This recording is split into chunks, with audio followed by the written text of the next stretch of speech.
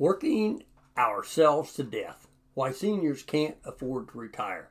That's going to be our topic today on the Gym Show. So let's get going. Welcome to the Gym Show. Please like the Gym Show. Please subscribe to the Gym Show.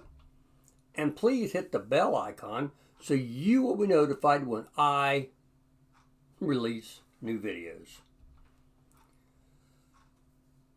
Is there a better way than working ourselves to death? Maybe things aren't this bad, but some days it just seems that way. Some people are what I call workaholics. A person who compulsively works hard and long hours. What are the signs of a workaholic? Well, workaholism symptoms are like this. You often work more than planned or expected. You always tend to work to forget about troubles in other spheres of your life. Your working schedule leads to relationship and health issues. You don't admit you have an addiction. Are workaholics toxic? I don't know. Let's see. Workaholism may be at first it induces pleasure.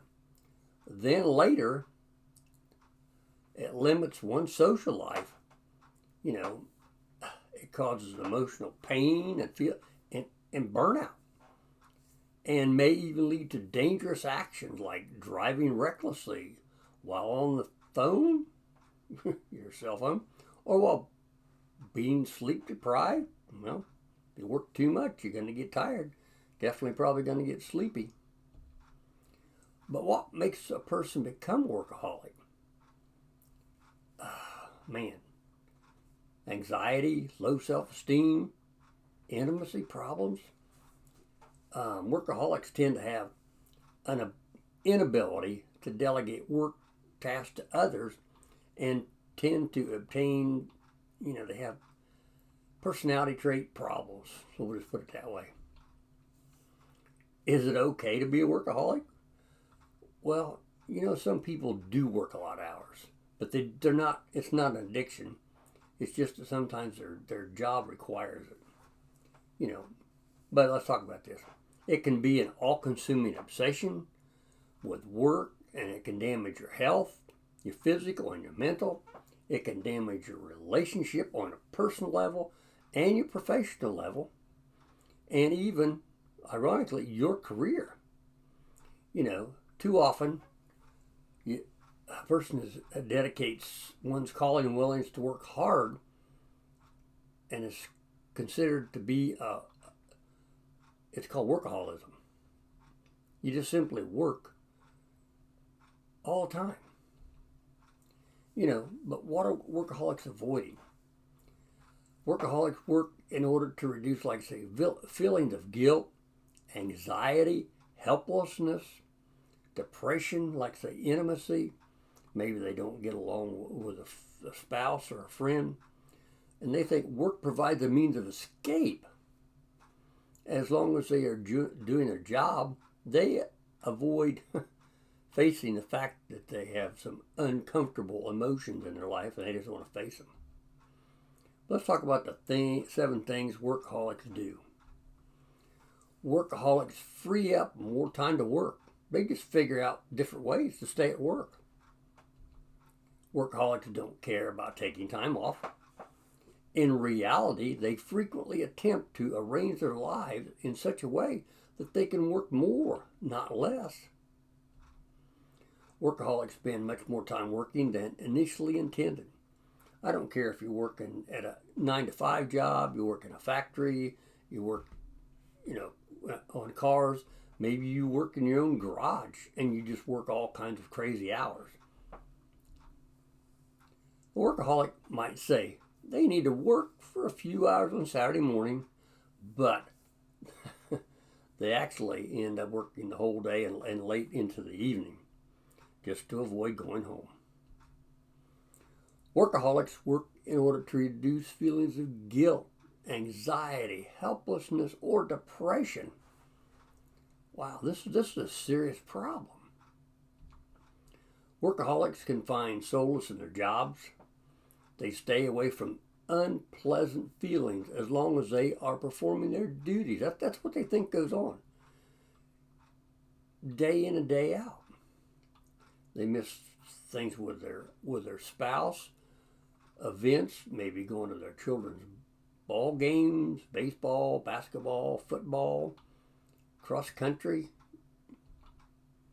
Workaholics don't listen when people tell them to cut down work. Somebody will say, please, go golfing with me. And then you'll say, no, I got to go to work. Workaholics frequently hear advice from others to calm down or take time off. They don't do it though.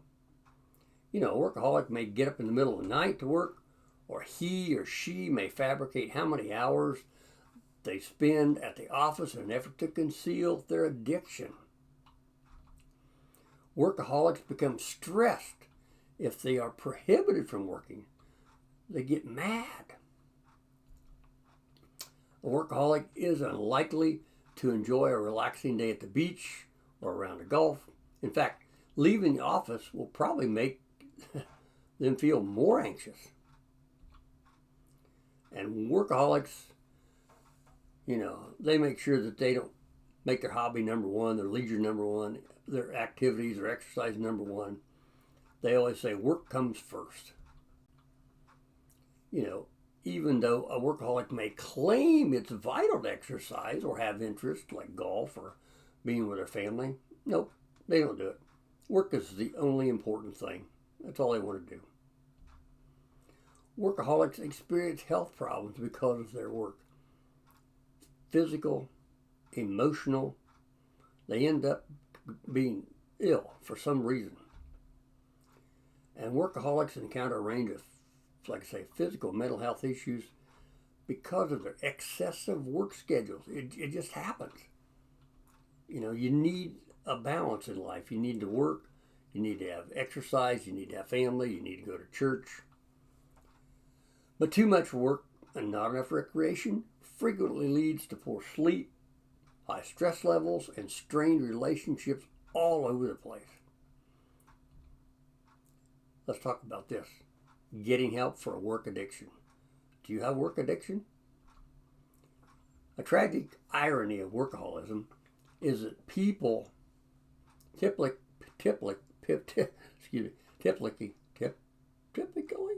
don't make the best employees. I don't know why I tripped over that word. They have problems delegating duties. They don't work well in teams. They have attention issues and make more errors than average. So even if they work long hours, they may not always be productive, and they could end up losing their job, being demoted. Lots of things can happen. There is assistance available if you think you could have work addiction or somebody you know has a work addiction.